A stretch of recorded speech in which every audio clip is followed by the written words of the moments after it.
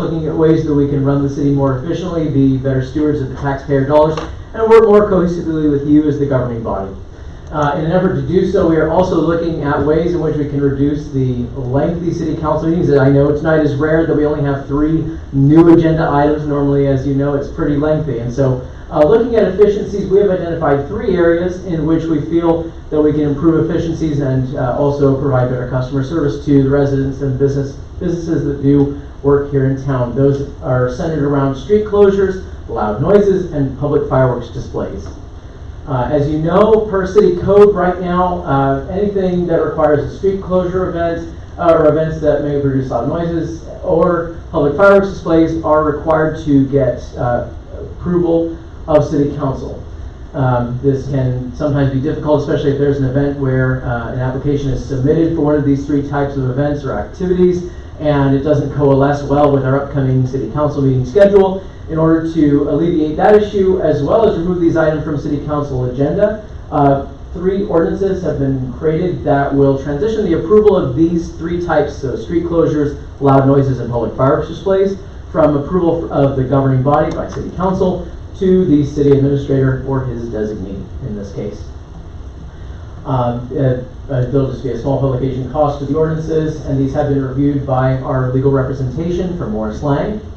Again, the ordinances are published in the agenda packet before you this evening. What will happen is this is one staff report, but it is 3 ordinances. So the first ordinance will amend the street closures procedure, the second one loud noises, and then the third public fireworks displays.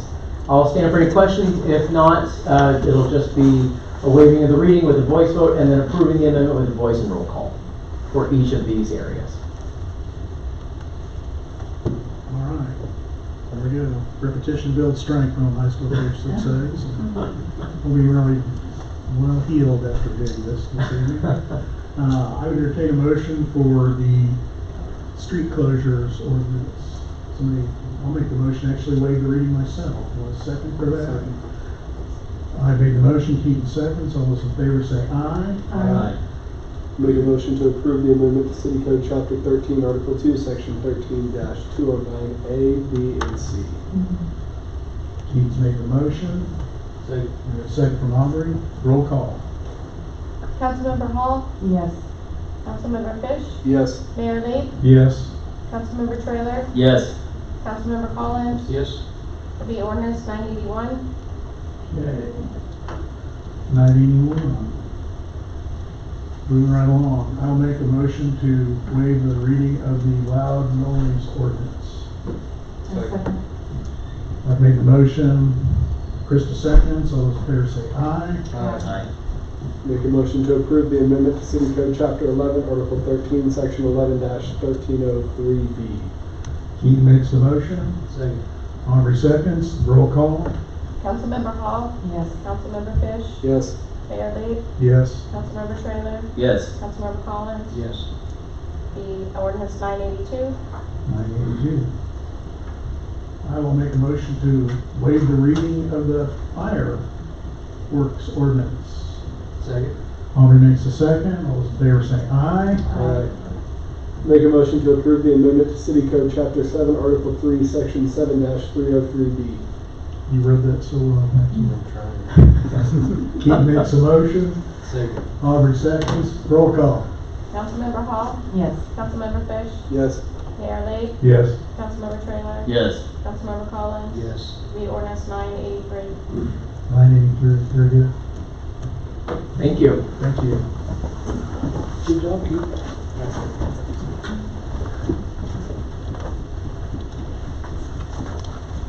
Good evening, Mayor and Council. Item I-2 is water well 5 rebuilds. Well 5 was drilled, I believe, in 1969, and has run pretty solid with just basic maintenance from that time until now. In late July, the well experienced some operational issues, had some trouble powering on and the intake of sand. That led us to have the well removed for service, diagnosis, and repair. Lane Christensen Company, the company we currently use to service our wells, came out to diagnose it and repair it. Following a series of tests, they removed the to determine the cause of failure. It was found that a small hole had developed in the well screen, allowing sand to enter and damage the pump. The hole in the screen has been repaired. We had that repaired on, it was a small enough expenditure, we didn't have to come to council, so that was covered under pulling it and the repair for that. Essentially what had happened is when you drill a well, they stick a case down in it, and then they pack with sand and gravel around, and that case has screens in it, and the pump sits down in there, and as that pump draws water out of the hole, additional water comes into that screen to keep that well full of water so it can continue to pump. Sometimes over time those just fail. As I said, this well was around 50 years old. We've got pretty good life out of it until this. So once Lane Christensen got in there, they determined that just sort of functionality, it was going to require repairing the screen, which we had done. And at that time, they also acid cleaned it to get all any kind of, sometimes in wells you just get some kind of some natural debris that grows in there and builds up over time, so they clean that out. And what I'm asked for tonight is approval to install a new pump, column, and shaft to the well. The repair of that cost is $28,338. As I said, this will include a new pump, column, and shaft. This is a traditional well where the motor sits on top of the well, doesn't go down in the hole, so the motor is just fine. We do have a backup motor on hand, so if 4 or 5 goes down, we don't have to wait for the motor to be repaired. We've got one on the shelf, we can go and replace it. We didn't have to do that on this one, so we've got, the motor's good, we'll put a new pump, column, and shaft in, and the labor, as I said, is $28,338. Are there any questions? Where's this one at? This is the one on 119, just south, it's the second one south from Kellogg. Right there by the Right there by the Yes. path. Yes, right there by the trail. And it's been a good producer. We're getting a good solid 425 gallons an hour out of that well. That was the one with all the vodka bottles there. Well, we periodically see that around town. Everywhere it used to be Fireball bottles, but that person must have moved on. So we don't find Fireball anymore, but you know, we go through periods where we get interesting characters in town and they put whiskey bottles. But I don't know if there was bottles there or not, I didn't see them. But anyway, if approved, the $28,338 for the rebuild of water well number 5 will be allocated entirely to water collection and transmission capital outlay, $28,386. Any additional questions? Keaton, I know you look like you have a question. You have to wait, undefeated Keaton. No, I mean, don't love that we have to do it, but we have to do it. No, and this is hopefully, this is the one well that had held out and not had issues, and so we basically got everything else built. We've got a lot of interesting good things moving forward with our water system. We've got, we've got the $35 million from Water 4. We currently have an application in the works for an additional approximately $100 million on our existing wells, which will be great. And if we do that, we can do some things to some of our existing wells to increase our production. That'll be a few years down the road. That will not be cheap, so I'm not even going to bring it up at the moment, but it is something we may need to do to bring that GPM, gallons per minute production up. That's the one you opened up and we actually saw the water flowing, right? That was well 4, I believe. It's just like that well, they're almost identical. So that was well 4 we generally show. It's flowing good. Yeah, it'll flow good. And both those wells will flow 425 gallons a minute pretty solid. So they're good producers. Anything else? Any questions? I'd entertain a motion to approve the expense. I make a motion that we approve to rebuild the water well number 5 at the cost of $28,338. Second. Brent makes a motion, Keaton seconds. All those in favor say aye. Aye. Motion carries. Council, hopefully we aren't coming back for any well repairs for a long time. Thank you.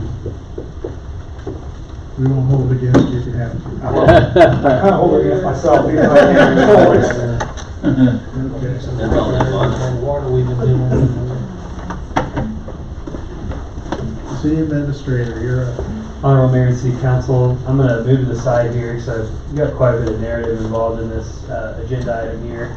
this is the draft, emphasis on the draft underscore.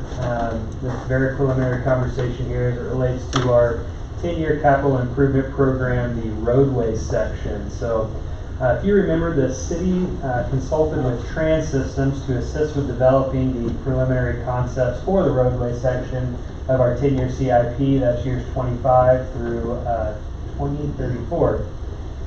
Years 20,234 is a long ways away from now, so we won't go that far out with our projects. Apologies for the typo. So high-level concepts here. We gathered this information through just city staff brainstorming with these engineers. This particular firm has done quite a bit of analysis on the Goddard corridor and our roadways, specifically around 54. So they had a lot of information already put together. Same group that did the arc cut, and I want to say, and they're also the same group doing the 183rd turn lanes at Kellogg here in a couple of months. So we relied on previous traffic studies, some desktop analysis, GIS information, and then just the staff familiarity with the region. So this did not include formal survey work or up-to-date traffic counts. We did not engage any stakeholders such as our citizens or any of our business owners, other than city staff. That's all that was included in this. So I want to be preemptive and let folks know that there will be opportunity for us to engage with our stakeholders on the entire 10-year capital improvement program once we get that draft put together. There will be a community engagement process, and specifically for the roadway section. So while Trans Systems put together the preliminary concept projects, the staff, our city planner, Tina Powell, is working on the estimating for each project. That's the final piece to get this draft done. That way we can start prioritizing these roads within the comprehensive 10-year CIP. So for each of these, there would be a more detailed analysis that would occur upon the implementation of design and engineering for each specific project. So when you do see the draft of the comprehensive CIP in the coming months, keep in mind that these road projects and some of the facility projects and the like, they're large enough capital expenses that the cost for the engineering design is a capital expense in and of itself.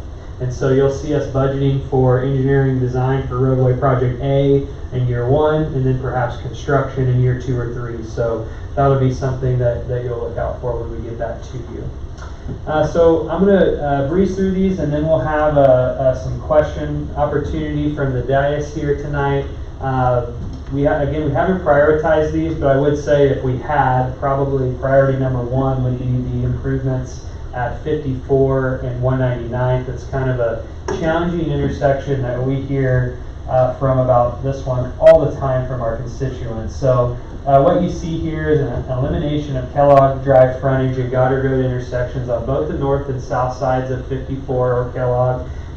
Relocated to locations further from the main intersection to enhance the safety and minimize potential traffic conflicts within the turn lane bay areas. Looking at the north side here, you can see where it's contemplated the removal of the Kellogg Drive access points and the commercial access points on the east side, north of Kellogg Drive. So where you see those red shaded areas, that would be transitioned into zero access. The whole point here is to get the queued up traffic off the frontage road away from the intersection. This is very similar to the frontage road realignment project that occurred in the northwest corner behind First National Bank at 183rd and Kellogg. Very similar strategy here, except we're contemplating it on 4 corners instead of 1. Extending Main Street west of Goddard Road to curve around and align with the existing intersection of Goddard Road and Casado Road to the east. Extending Casado Road eastward, curving south to align with the Crown Drive and Kellogg Drive improvements completed as a part of the arc cut. And then the existing Casado Road access point west of Main Street would be removed from US 54. So again, I just caveat with these are just preliminary ideas. One of the points of conversation we've had since this document came out was, would this northwest even be necessary? Because these businesses already have direct access off of Kellogg right here. You can see where my laser pointer is going. So really you could just take away these access points And you wouldn't have to realign this road, and folks could just access this commercial corridor off of this little turn here. So, which I guess is Main Street. And soon that will be punched through. If you've seen, there's construction going on right now with Rustic Creek. Just looking over here to the east, you can see where we already have right-of-way, and so this is Vermeer right here where my laser pointer's at, and it's a discussion of building a new road through here that then curves back and connects in with Martin's Drive. So again, when we do get a little further into, we'll have what's called a traffic impact study that'll occur, and at that point we'll bring in stakeholders and get community engagement and then transition to full-fledged design, so some of this will become refined. As you look at the south side, the engineering firm Trans-Systems proposed this concept here. So south of US 54, extending 6th Street west of Goddard Road to curve north and south, north and intersect Goddard Road just north of Knuckles. Extending 6th Street east of the Goddard Road intersections connect with an extended City Street, which would in turn connect with Kellogg Drive. So we're creating multiple access points there to relieve traffic pressure. Kellogg Drive intersection on the south side of 54 could be removed.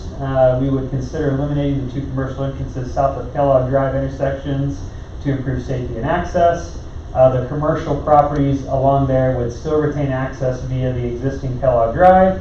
And then we also consider a shared use path along South Kellogg Drive and east of Goddard Road, and a sidewalk on the north side of the proposed section of 6th Street. So you can see here where this would just come off of the South Frontage Road. You'd have a connection point here, and it would come through this way. And then as you cross to the west, it dips down and connects into 6th Street. There would be a connection point right here, so these 4 commercial businesses would still have pretty strong access right off of this realigned road in the southwest corner there. The next project we're looking at is the 199th expansion from Kellogg, or 54 as some call it, to 23rd Street. Now I'm going to start getting into a bit of jargon. I'll try to unpack that a bit for you guys. But this considers what's called a 3-lane urban section, a 2-lane roadway section to a 3-lane urban section. That 3-lane urban section is describing what's going on up here.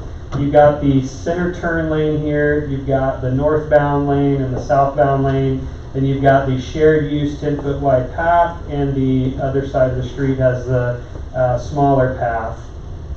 And so there would be 2-way traffic with the center left turn lane, the sidewalk would go on the west side, and then the shared use 10-foot wide path on the east.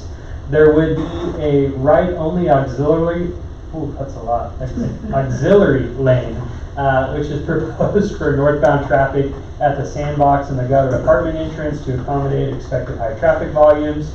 So if you are familiar with where the Eisenhower School Complex is, that's a 2-lane rural road, but there's auxiliary turn lanes just in front of this entrance to the schools. We're talking about just adding a little turn lane in there in front of Sandbox and Goddard apartments to accommodate the traffic coming in and out of those locations.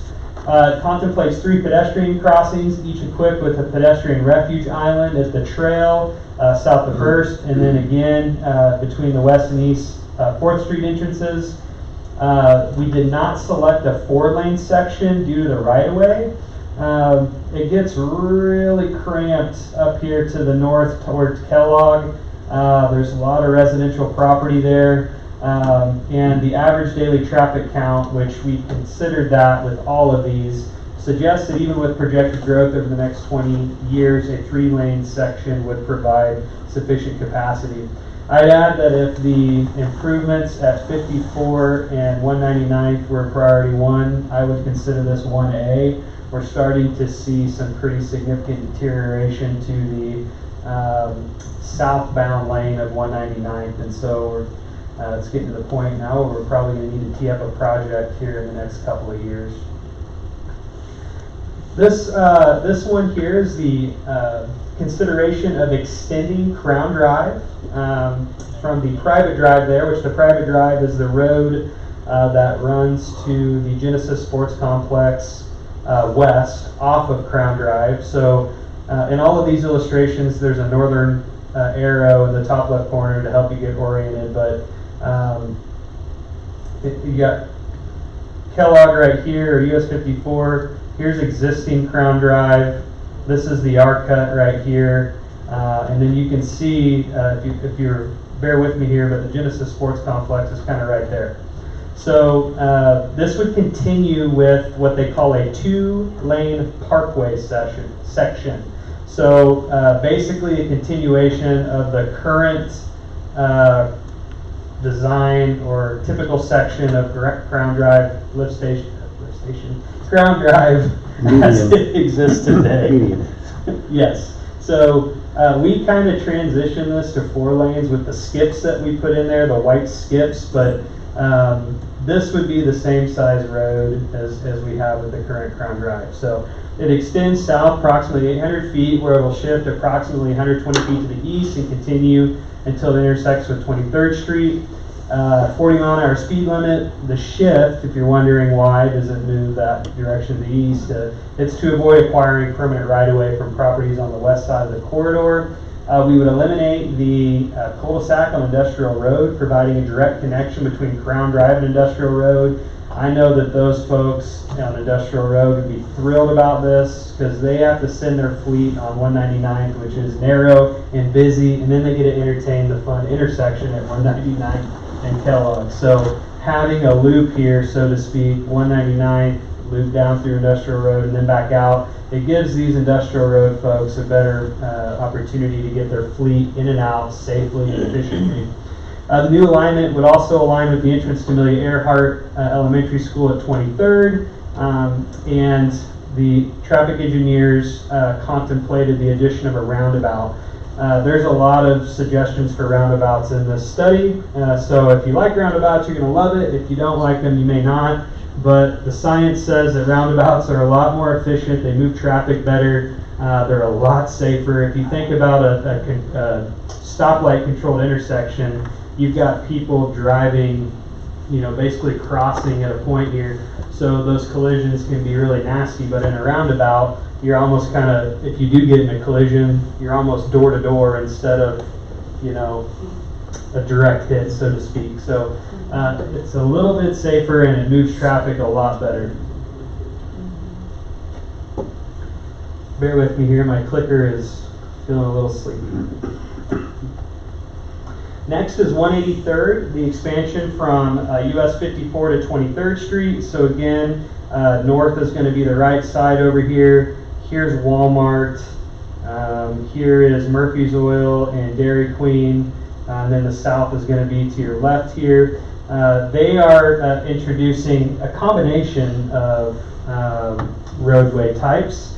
They're suggesting, just working south to north, a 2-lane rural section between 23rd and Prairie Sunset Trail, and then the 3-lane urban section between the trail and US 54.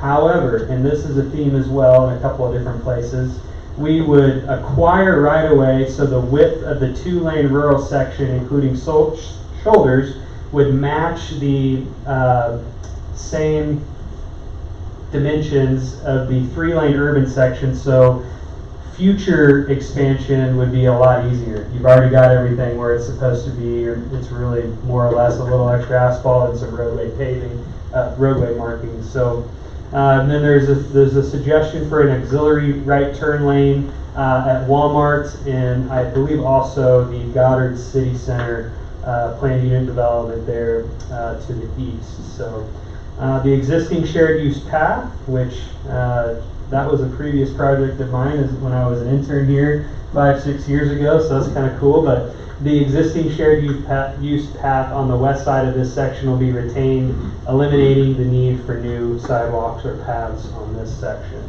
So just a quick recap.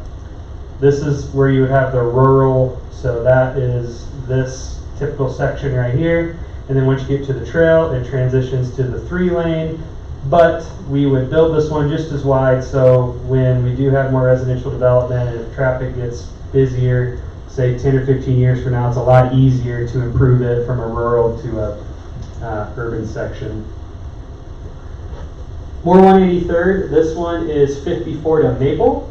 It contemplates a 3-lane urban section through and through that aligns with the improvements planned for 183rd and Kellogg for construction in Q1 of 2025. Replaces the existing sidewalk on the west side with a shared use path extending from the north entrance of the Catholic Church of the Holy Spirit to north of Sunset Street. The shared use path will end at this point due to reduced residential access needs and the dense tree cover on the west side. The existing sidewalk on the east remains the same. The corridor would feature a pedestrian crossing north of Sunset and another with pedestrian refuge medians near the church. And then there is the contemplation of a roundabout here again, rather than the current 2-way stop at 183rd and Maple. Here is the future North Park. Over here is Elk Ridge. I believe we call this one Spring Hill, Micah, help me out. Yes. And over here is the Catholic Church, so you're just assisting with orientation here again. Okay, now we're looking on the south side of town. 23rd Street expansion from 199th to 215th. So north is up 23rd Street, aka Pawnee. You got Trails End right here where those lots are platted. Over here, you've got some, I don't remember what the subdivision is called, but you got like Walnut Street and some of these other homes over here. And then over here is 199th. So 215th on the left, 199th on the right. This contemplates a 2-lane rural section. However, there again, we would acquire right away and build this so we could transition to a planned 3-lane section in the future. Easier future expansion when traffic demand increases. We really don't want to overbuild these roads to start. Cities can get themselves in trouble doing things like that. In fact, the new fad is what's called a road diet, but obviously we're not contemplating that this evening. No improvements at the intersection at 215th Street. The intersection at 23rd and 199th, they contemplate designalizing that intersection in lieu of a roundabout. 23rd expansion moving east. There again is your north arrow. To my left here is going to be closer to 199th. To my right here is going to be closer to 183rd. In fact, this is 183rd right here. This is the contemplated Crown Drive extension. So this one can be a bit confusing. There is no road here. This is, where Crown Drive could be extended to. It is considering a 3-lane urban section. The sidewalk is proposed for the north side of the corridor, while the 10-foot wide path would be recommended for the south side. Makes sense if you consider where the schools are. The shared use path on the south side is, could be higher traffic count for the pedestrian and bicyclists. Lots of residential development going on over there. Then you got the 23rd Street expansion from 167th to 183rd. So again, here's your north arrow. To the left here is going to be 183rd. To the right here is 167th. This is the 23rd South. 23rd South edition. Thank you, Micah. Again, contemplating a 3-lane urban section. Sidewalk proposed on the north side with the shared shared use path. It's because there's a TH at the end of path. I keep getting them conflated there. Recommended for the south side. The shared path on the south side is expected to experience higher traffic again because of the schools. Okay, so I would love to hear some dialogue from the city council. Again, the next steps, we're going to put the numbers to it. Tina's working on the estimating for all of these projects. Staff's going to prioritize them, and then they're going to go into the 10-year CIP. That includes water, sewer, facilities, roadways, paths, etc. And then you guys are going to help prioritize all of those projects, probably Q1 of 2025. So that's what the next steps look like. I can't say it enough. This is preliminary conversation. No decisions have been made. We're just showing you the first draft of the engineering plan for the roadway section of our CIP. So with that, any questions? Love to take them. Everybody speak at once. What's up with these designated wetland habitats? I don't know what's up with them, but I know they're there. Harlan could elucidate on that much better than I could. Unfortunately, we have to deal with them if they're designated wetlands.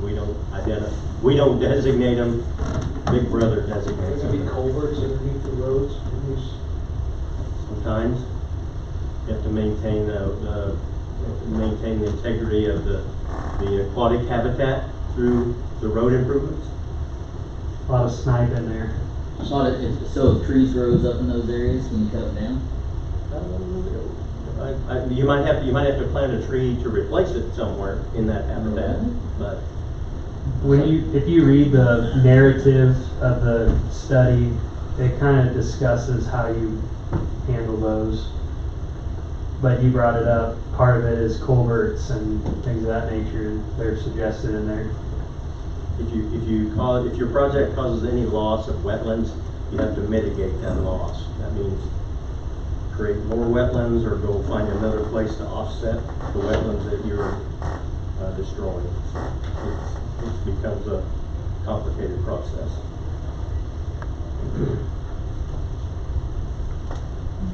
It's a good question. also notice it consumes a few houses, this propane overlay. Yeah, that's a difficult part of having these conversations is, sometimes you have to look at that and see what the cost benefit bears out when it comes to those properties that are within the expansion area. So again, no decisions have been made as far as that's concerned. We're very early, but that'll be part of future conversations. Craig, I might mention, when we're doing estimates for this, we might make sure we incorporate if there's any utility relocations like water lines, sewer lines that would have to be part of that overall improvement project. So. Yeah, it's a good point, and you're gonna refine our estimates, so Okay. you'll make sure those are in there, so long as you're willing, of course. Yes, sure, certainly. Aren't you glad you brought that up? Thank you. Good know you're taking good care of it. Yeah. Keith, any other question? I know you always do. You're trying to decide where to start. Yeah.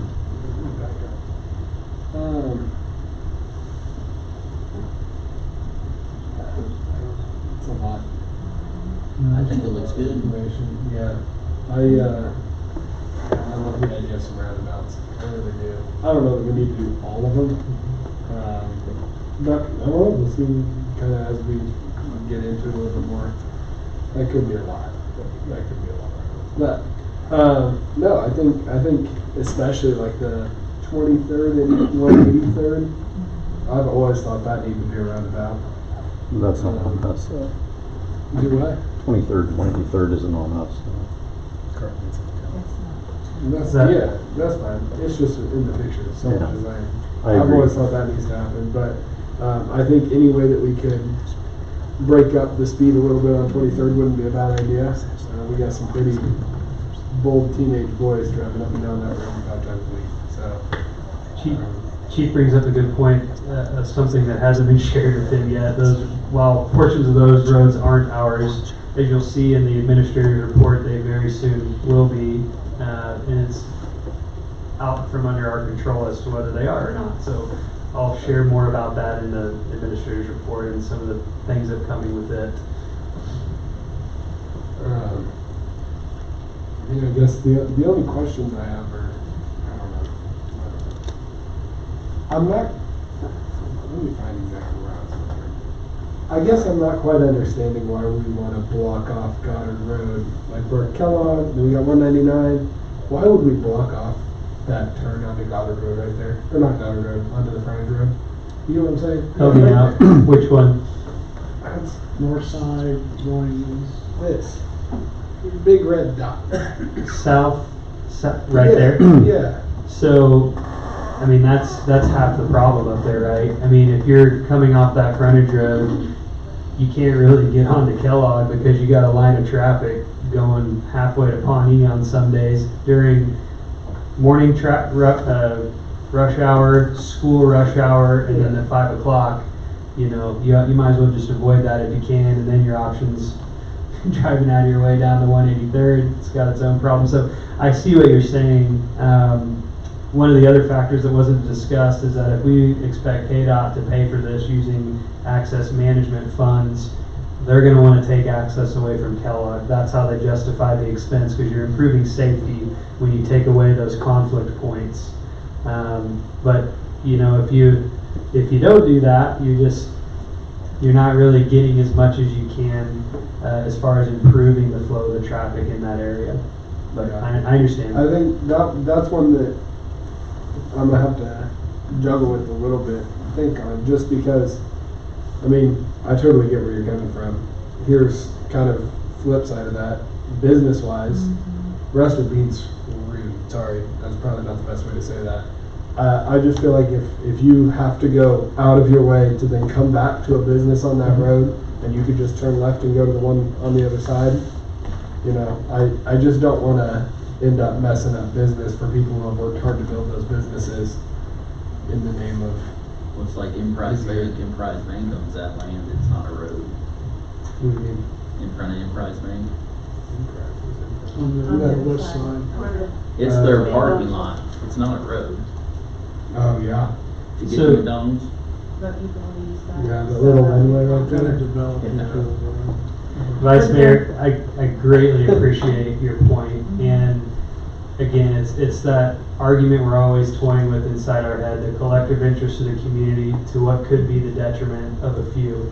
And so you're gonna have to, the council's gonna have to think long and hard about those decisions. And I would add that if this were the option that was pursued, and some conversations I had with your colleagues on the bench here, there was a suggestion that we kind of jog this road to the north. So come off like this into the north, that way you had some rear connectivity there. So that would alleviate some of your concern, not to the full degree, but you'd be able to access these businesses from pre-existing frontage, and then you could jog this road up, kind of like an S, if you will. That way they have some rear access. So, and of course, it's a small mom and pop. There's going to be loyalists that will turn around and go back to it. Yeah. I like the Sapphire personally.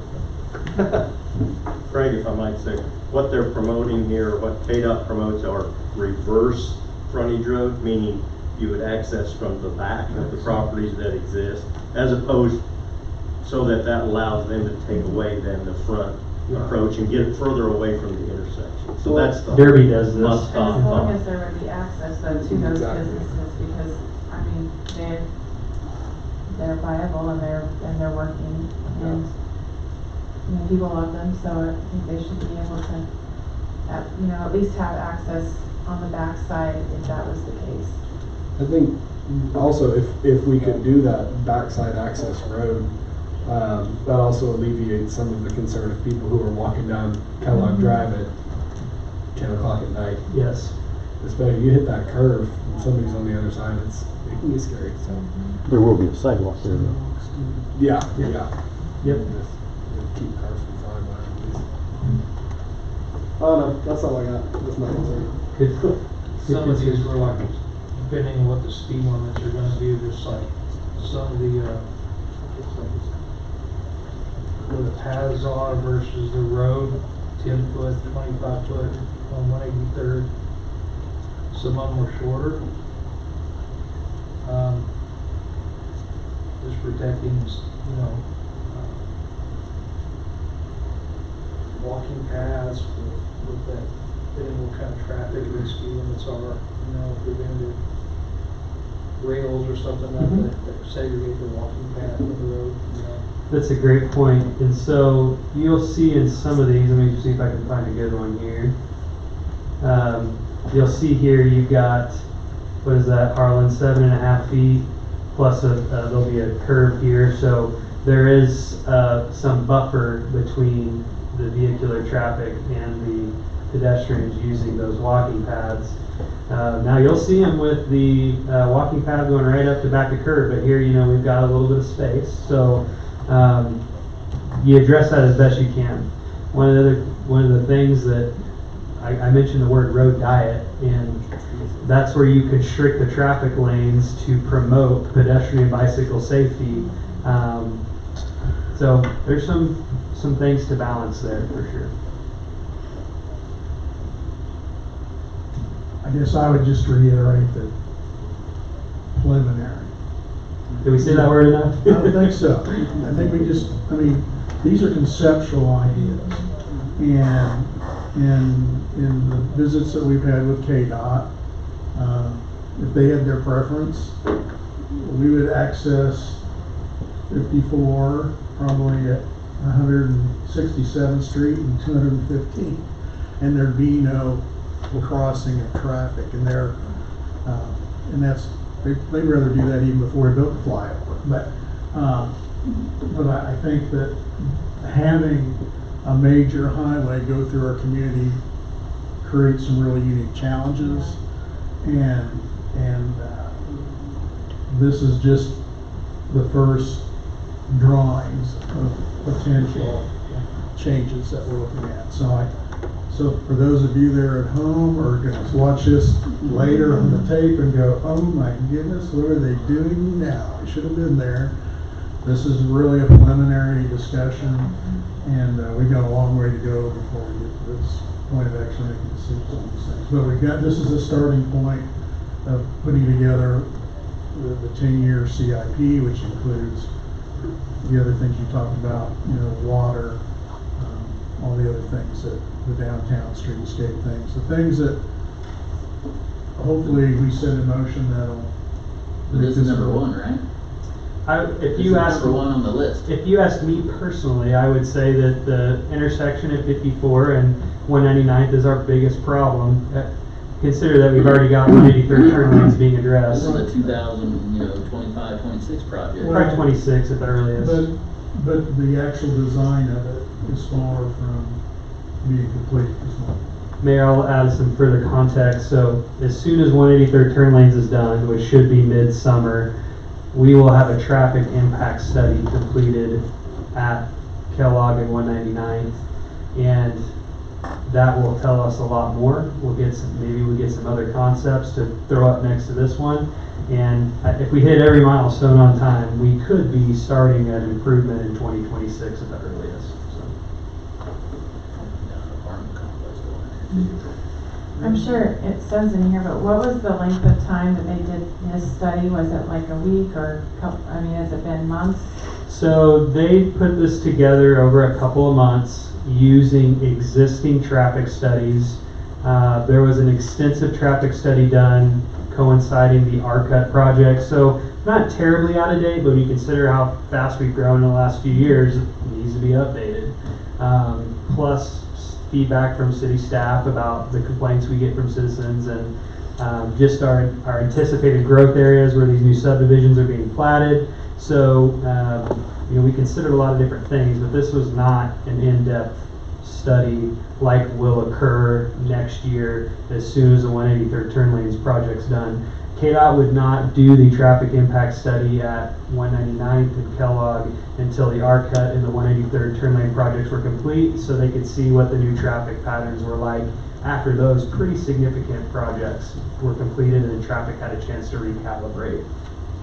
So these numbers that we're seeing, the 3705 on North Goddard Road cars per day on the high end, and on the lower end is 2,600 cars on the south side of Goddard Road. When it comes to traffic counts specifically, the Placer AI software that we have allowed us to give them pretty close to real-time traffic counts. But that is one very small part of a traffic impact study. I won't pretend to know all the science, but when they do that, they'll go out there and study a lot more than just traffic counts. So those counts are relatively fresh because of our Placer AI software that the council supported. It's a lot of traffic. Yeah. Good questions. Any other questions? No head shakes.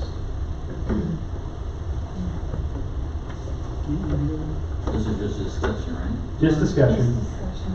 Yep. You'll consider receiving and filing, and I would like a governing body to do that, just so we can have it on record here.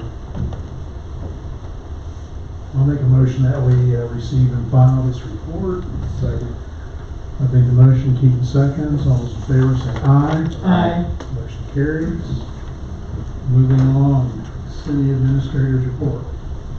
Thank you, Craig. Thank you, guys.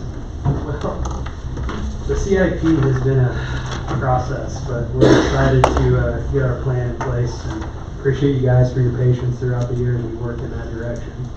So a few updates here, just a note, next council meeting, Monday, November 18th, and then Tuesday, November 26th at noon. That's 2 days before Thanksgiving. Staff would really like to have this meeting, but if you have family travels or other things that are going to preclude you from being here at noon that Tuesday, please let us know.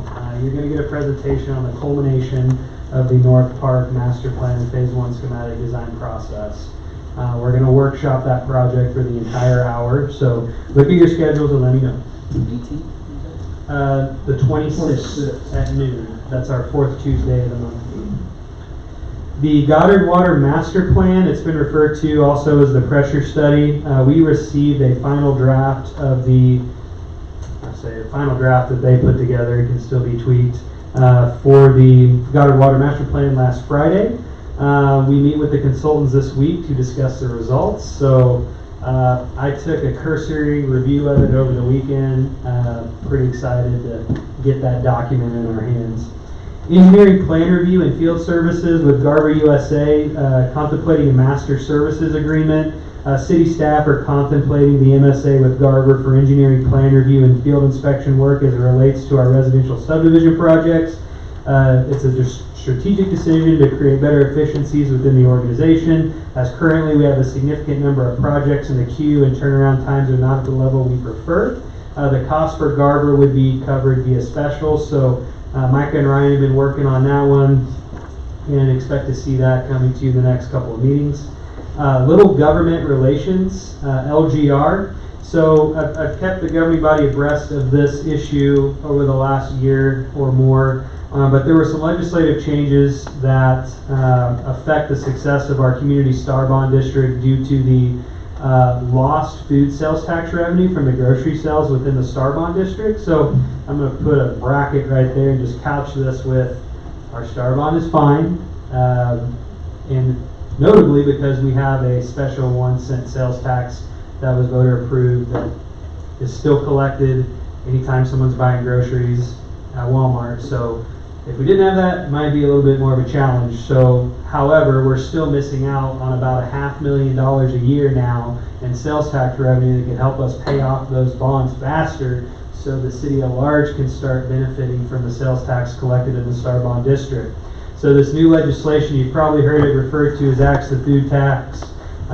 We worked really hard last year with other municipalities facing this issue, our state legislators, and what the big problem was is, as Vice Mayor wears the shirt here, the Chiefs situation with Star Bonds, and there's a Mattel theme park up there. There's just some other things that, I'll use the word, that were a little more sexier than our food sales tax issue here, and so that kind of made it so our problem got whitewashed, so to speak. So we're working on considering bringing in our own lobbying firm to help us on this issue this year. That's what the other municipalities are doing. We could invest in the same horse, so to speak, that these other municipalities have. There's a couple of firms that do this and are working on this issue, but we felt it would be better if we had our own firm, so the legislators and Department of Commerce are actually hearing this from multiple firms instead of just one. So you'll see a proposal at the next council meeting, I guess is what I'm getting at. And I also just want to reiterate that our Star Bond's fine. It's cash flowing very well, but this legislation really elongates the length of time before we can start receiving the sales tax collected at the Star Bond District, which are otherwise now going towards paying off those bonds. So more on that later. Streetscape, this is another part, the pathways section of our 10-year CIP. This should be the last consultant we have to bring in to get this thing wrapped up, but it contemplates a downtown streetscape project. You go downtown in Goddard, the concrete's still appedated along our business corridor. So that's why this project would be in our 10-year CIP. So we've got 3 proposals from different firms with landscape architectural experience that can assist with just like this, high-level preliminary concepts and not full design or engineering, and then some estimating. Linear Park Playground Edition, same calendar as I shared last time. 183rd turn lanes, letting should occur on November 19th. We're hoping for construction 1st of 2025. We got the Kansas Water Office grant out, residential well digging. We've started advertising that a little bit more lately, and I've heard a couple of questions and comments about it. We put it in the Goddard Glance. We're going to run that a couple of more times. The Ad Hoc Water Committee, they met on October 28th. They did a tour of the water utility facilities with our public works staff and a couple of our other city staff members. Told that went really well, and they had a good experience with that. The next meeting is actually November 25th with a 5 at 7 p.m. location, City Hall. Of course, you can visit the website and get all you need to know about the Ad Hoc Water Committee. All the 2024 roadway projects are complete. There'll be a final walkthrough this week. They'll put a punch list together to be created for any deficiencies needing to be addressed before we would issue final payment. If you guys are out and about, sometimes you see things we don't. Mayor had seen that we didn't get the pavement markings back for the parallel parking spots along the law firm here across the street.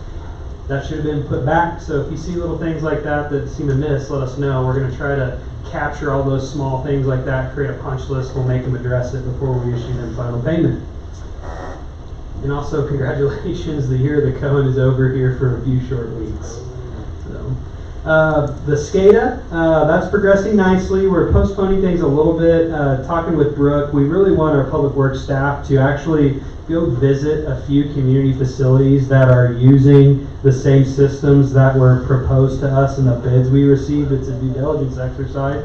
This is $1 million investment, and so we'd really like our staff to go into some wastewater treatment plants that have these same systems, ask questions of their staff. How do you like it? How's the troubleshooting? Are you getting good technical assistance? Those kinds of things before we would ask the city council to make this significant investment. I mentioned some things about the North Park. We had a committee meeting on the 28th. We're getting really close to finalizing things there. Again, it'll be the November 26th. That's the 4th Tuesday at noon. We'll have a workshop. Between now and then, we'll have a couple more ad hoc park committee meetings. I'm going to bring in a couple of city council people to get in on those. They are open to the public. But we want to workshop that a little bit with the governing body in smaller groups before we do the full workshop with the Ad Hoc Water Committee and the full sitting city council at that Tuesday meeting. A few upcoming agenda items here. I won't go through them. You got them there in front of you, but some of the stuff I mentioned previously in the administrator's report. And then I just want to thank our local poll workers here that have been the election season is busy, and I know that it's probably a stressful time for those folks, and I think it's volunteer work. So we really appreciate what they're doing over there at the District Conference Center throughout the next couple of days. So any questions about any of those items? Hearing none. Thank you, guys. Thank you. Item K, governing body comments. Start with Auburn. Just want to encourage everybody to get out and vote. Most important thing we can do. Done that good job, staff. Appreciate all of you. Brent? Comments? Everybody did a great job tonight. Boy, I tell you what, that was quick. Anything else? You're welcome. I'll be voting in the morning, yeah. Okay. I'll be wearing a trash bag when I go. Moving right along. I said it's supposed to be raining? Alright, a little bit more serious note. I had something I want to get on the agenda for the first meeting in December, if at least two of you would be willing to champion it. I'd really like to have a formal discussion about the mosquito fogger and what we're going to do in the spring. I don't want it to just become a thing of, yeah, we were going to talk about it, let's wait till the spring, and then it never happens. So if a few of you would be willing to have just at least a conversation, that would be awesome. some nods. Yes. Just need two. Yes. Yes. Cool. I'm up there. Okay. That'll work. Good. Yeah, we'll get it on the agenda December 2nd. Perfect, thank you. Second thing, I'm gonna try not to be emotional. We lost a very incredible member of our community this last week. Loretta and I were very, very close. She used to come visit my girls multiple times in a week. Sorry. And we are going to miss her a lot. So I would challenge members of our community to be more like Loretta. Love people regardless of who they are or what you might think about them, and give them a chance, because she was incredible. So praying for her family and all those that were close to her, because she was an incredible woman. Lastly, get out, make sure you vote, but regardless of who wins, God's still going to be on his throne Wednesday morning, so it's going to be okay. Thank you, Keith. Kristen? Thank you, Keaton. I echo your sentiments for Loretta as well. Also, I ate at the Sandbox today, and it was really good, and the cabinet work is beautiful, so good job. Also, I would just ask if you're praying people, just pray for our nation, and you'll see me in line tomorrow to vote. So. Very good. I would like to thank Assistant City Administrator Ryan for his work with the Ad Hoc Water Committee. I want to thank those people too. The extra time. We've been 3 months into it. We're marching ahead, but thank you for the extra effort that you're putting into that, and those people that are serving as well. I would too encourage everyone to vote, and the sun does come up again on Wednesday morning, like you said. Staff, thank you. Man, it's November. We are just flying through this year. It's been a great year. I appreciate all your efforts, and look forward to continuing to serve with you as we continue to make Goddard a great city. So. Yeah, I saw Chief wearing his cowboy hat earlier. That boy. There you go. I'll entertain a motion to adjourn. Make a motion to adjourn. Keith makes a motion. Crystal seconds. All those in favor, please go home. Say aye. Meeting's closed. Vice Mayor? Yeah. I don't know if you do this. Yeah. Undefeated. I'll say Robert's play tonight. Yeah. We'll play this